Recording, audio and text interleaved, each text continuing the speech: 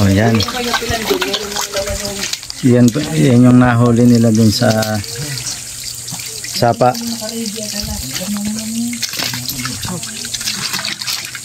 Lulutuin na natin.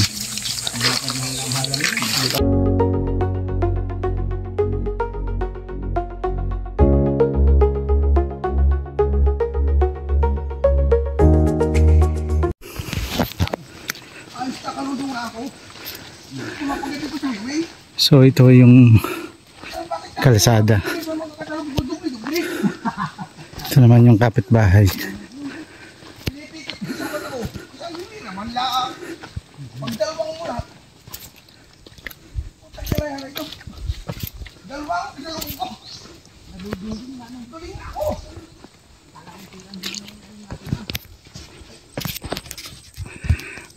Possible naman siya pag mainit, pero pag tag-ulan hindi po possible ng sasakyan.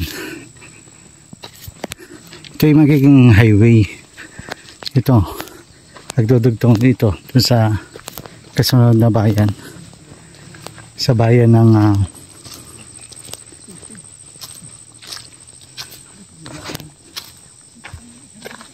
Gumaka.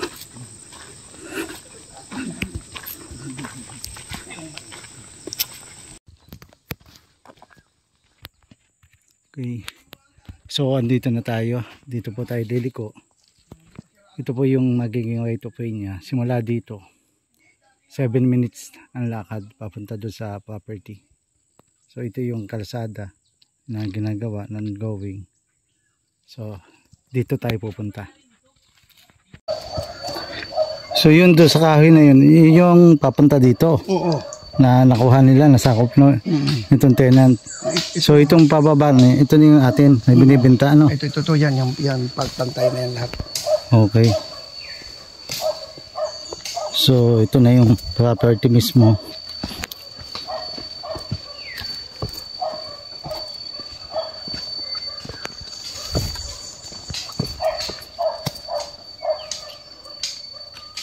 Yan.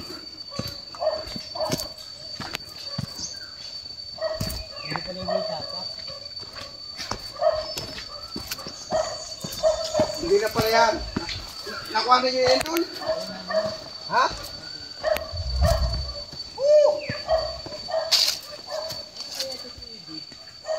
Wala nga eh. Wala, kahit yung babae wala mala ang nasa ko.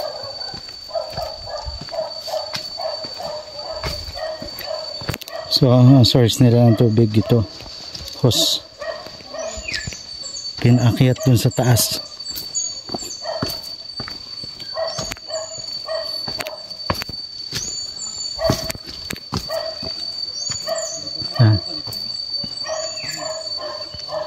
So ito po yung property na binibenta natin na 23 hectares po ito. Nabawasan ng 1 hektarya dahil doon sa atin at binigyan na po.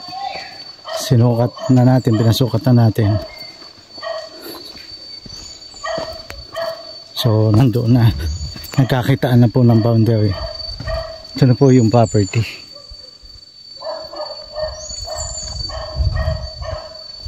Yan.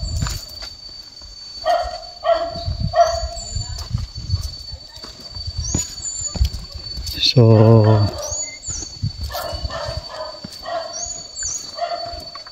ang kagandahan nito, namamaybay siya sa sapa. Pero itong kabila po na part nito, pataas pa din. Dito pa din yan, lupa. Kaya mananawa ka dito sa niyog. So mamaya tatanungin natin kung anong estimated, kung ilang puno na niyog. Yan. So ito po yung sapa.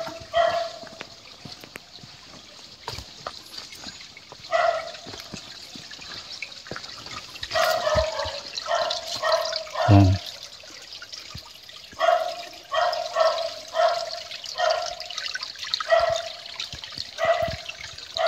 Napakaganda ng sapa, fresh, malamig.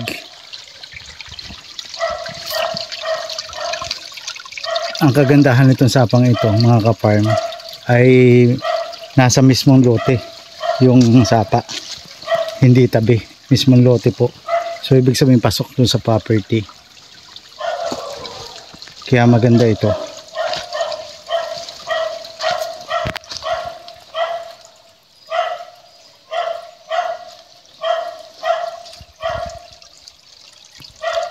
Yan.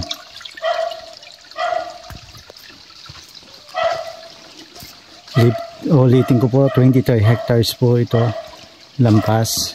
Pero ang binibenta natin 22 kasi nabigyan na natin na 1 hectare yung tenant. May bahay kasi siya po dito. Maganda na po ang usap kasi pinasukat na po natin yung 1 hectare na napapunta sa kanya. So wala na kayong magiging problema. So hindi po natin ito kayang uliin lahat talaga totally kasi na sa sobrang laki. Magpapalipad po tayo ng drone para makita natin yung kabuuan nitong lote.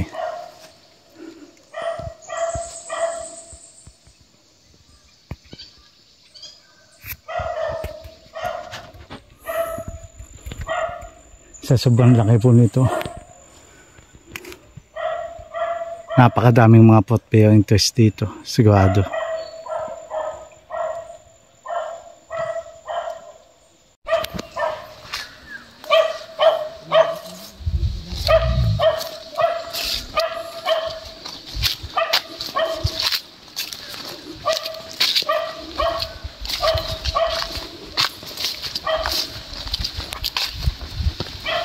Sawa tayo dito sa sapa, ano?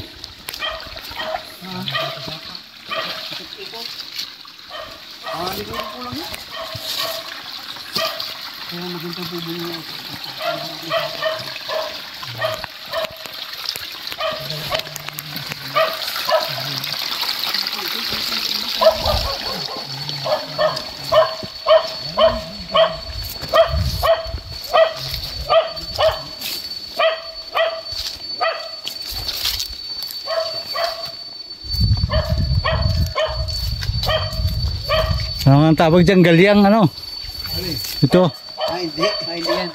Ano? Ano ba kayong lutang? Hindi kayo. Mahal. Ang tawag ako nagkapipili niya. Putang ko lang yan. Ako dam-dam sa layang ilo. Anong tawag dito sa ganito? Biga. Biga. Oh.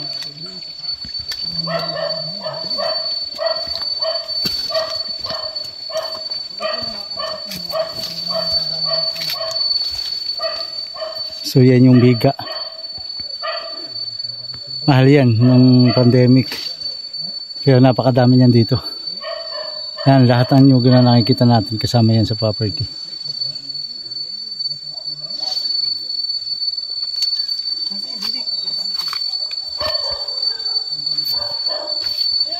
Yung sapa talagang nasa gilid, nasa loob. Pasanga-sanga lang siya.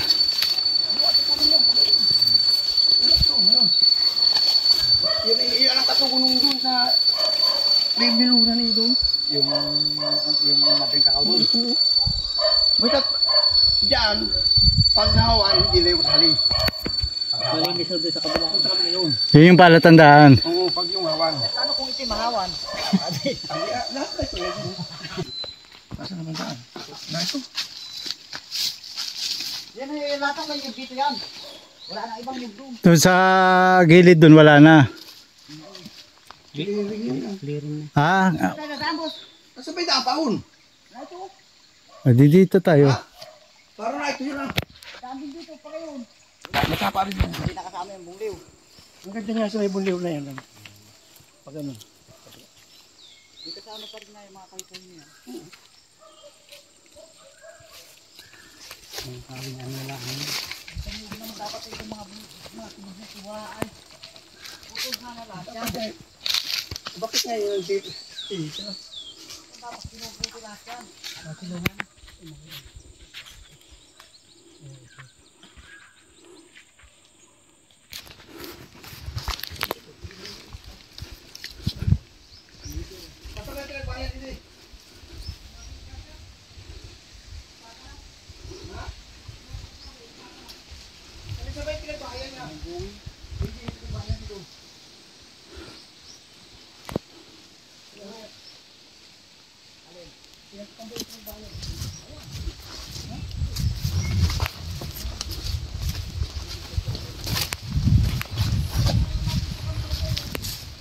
Yung kabilang bundok na yun, sakop yun, papagay nun.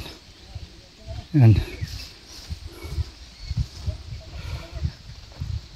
Napakalaki. 23 hektarya. Pagod na kami.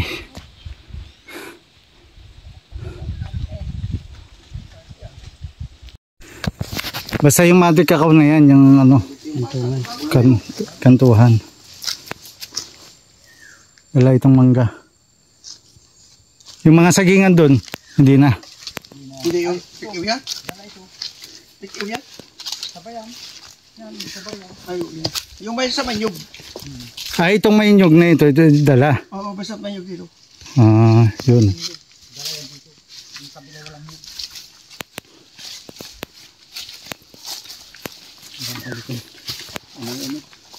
Sobrang laki eh.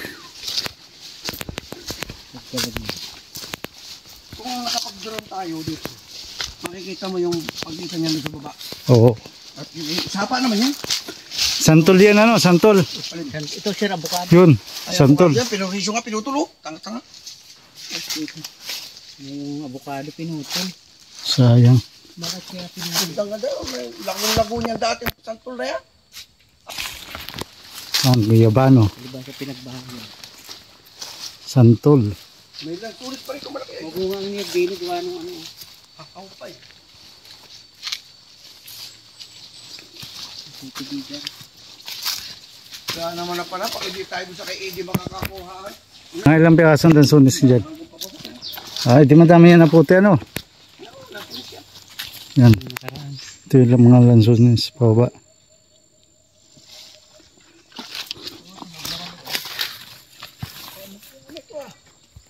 Yan, kasama pa ito. Nyugan. Almost 3 hours na kami pauli-uli dito sa loob ng property. Walang sulit pa ito. Yan daw po lansunis. Oo, yung labak na yan. Mga ilang puno ng lansunis doon sa baba. May 50 naman. Ah, wala. Manggal yan, gano'n yung tinatanim mo. Ay, hindi pa naman mo. Hindi pa naman masyado malalaki ano. Ilang taon na. Sige, nahawan ang uli. Ay, mga halighin. Nawa ka dito sa bunga ng niyog. Gaganda ng mga bunga no. Ayun oh, lalaki. Ang dami na uli bunga. Oh. Oh. Lalaki ng mga bunga, ang dami.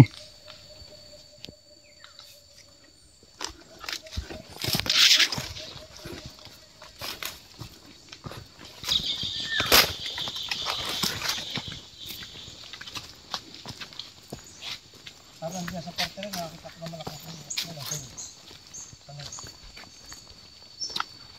Ay, di mayroon yung sapa dyan. Ang labak na yung sapa, yan ang pagitan.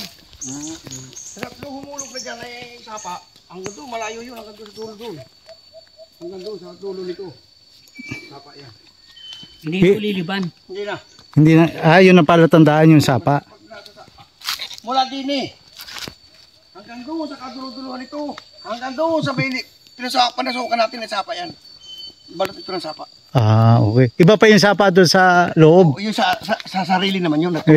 Sanga lang yun ano. Yung sangit lang yun, doon lang naman galing yung sapa. Pero yung sapa dyan, di malaki-laki yung sapa yan. Ano? Pero din kalaki. Dito lang galing naman ang tubig din. Oo. Patay na sapa. Yun doon ang malaki. Langka oh. Puno ng langka.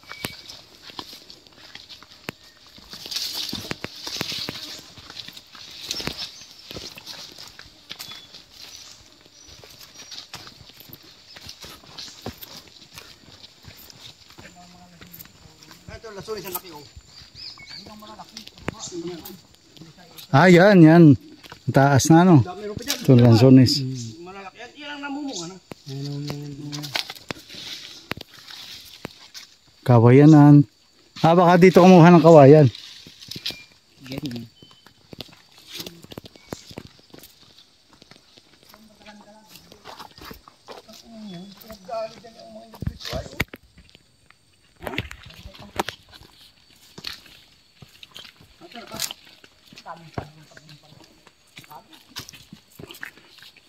Yan lang ka.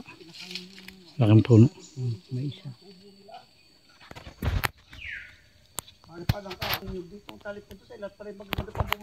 Yun lang ka pa din.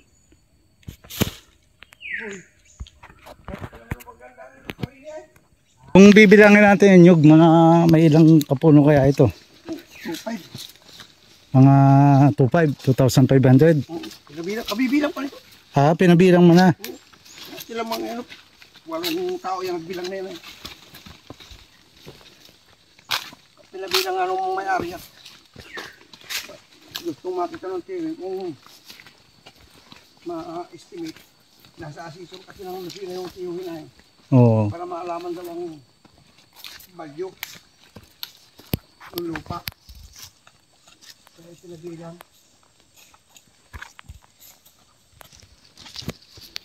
Di pa yan, doon yung sapa niyan. Yan naman ay pantay naman dyan. Manip mo yun, talarito yun. O yun, yung unahan na ng sulit na yan. Talarito yun. Di talaga madami ang lansones. Baka yun ay may 50 kang puno. Ay, doon eh. Kalat-kalat lang. Oo, kalat-kalat. Ayun, siguradong namumunga na yan. Ay, bala kasi pag ako inamumungan ako dinadalhan na ko na eh. Hambag-hambag ay. Nung una kasi yung tinas nito, aray, yung wala kang makikita sukan na ito. Ang yan. Diyan tayo galing nga sa bundok na yan ay. Oo.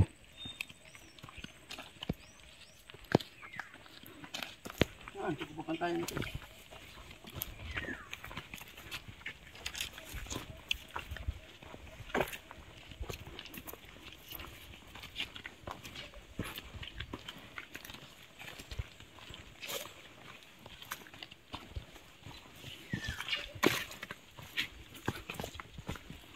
Ano parang? Ah, yun dyan sa baba. Yan. Ah, nandyan. Na, sa kabila pa niyan. Tapos ito din. Sapa na yan. Pero yan, dala yan, kabilang yan. May sapa na yun doon, sa dulong yun. Napagayon, yun ang pagitan. At yun ay sa lula ni Mrs. ay kabila. Tapos yung baba niya, sapa na yan. Diretso doon sa may burliw na yung matanda. Yun o. Yan ang hindi ko alam kung paano ngayon ko lang nasilip. Bakit na wala nang nyug doon sa tulong yun? Nanakaw na. Puro nyug yun. Baterya namin yan ay dyan ay talagang pinakamagandang humukas. Ito, patas ito. Parang may lansones din ho doon. Ay, ito, meron din din yun. Hindi doon ho sa tinuturon mong mga niyog doon. Yun Oo, ho. meron din dyan. Ay, laki dati ng mangga na yan. Hindi ko alam kung...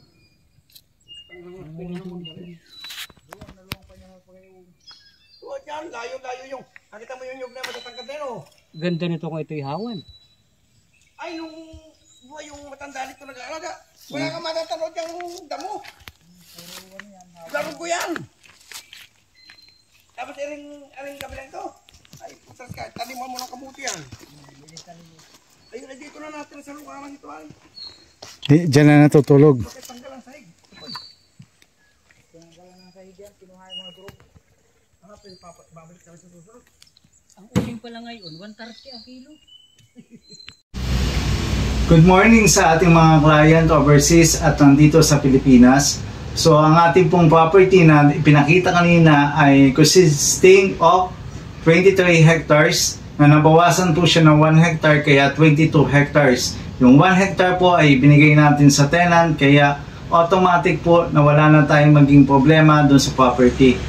Ang property po ay matatagpuan sa bayan ng Lopez. Humigit kumulang nasa 6 hours travel from Manila. Ang property po ay nasa Ilayang Ilog, Lopez, Quezon. Tayo po ay naglakad, nakita ninyo sa video kanina, ng simula doon sa sasakyan ko na more or less 20 minutes doon sa ginagawang kalsada.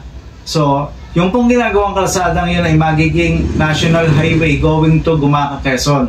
Kaya maganda ang magiging progress po noon. Doon naman po doon sa right of way na pinasok natin ay 7 minutes po, nandun na po tayo sa property.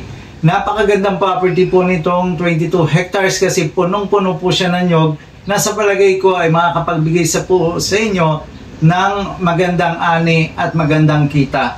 So ang niyog po ay nasa 2,500 kapuno At may iba't iba pong mga fruit-bearing trees katulad ng langka, lansones, kainito, sampalok, abukado, at saging. So ano pang hinihintay ninyo? Grab this opportunity para makabili kayo ng property na mag-harvest na lang kayo. Pagkabili nyo, kikita na kayo. Thank you so much at pakipollow, share, and comment na din po sa aming channel at pakisubscribe. Thank you so much at have a nice day. Hinihintay ko po kayo. Thanks.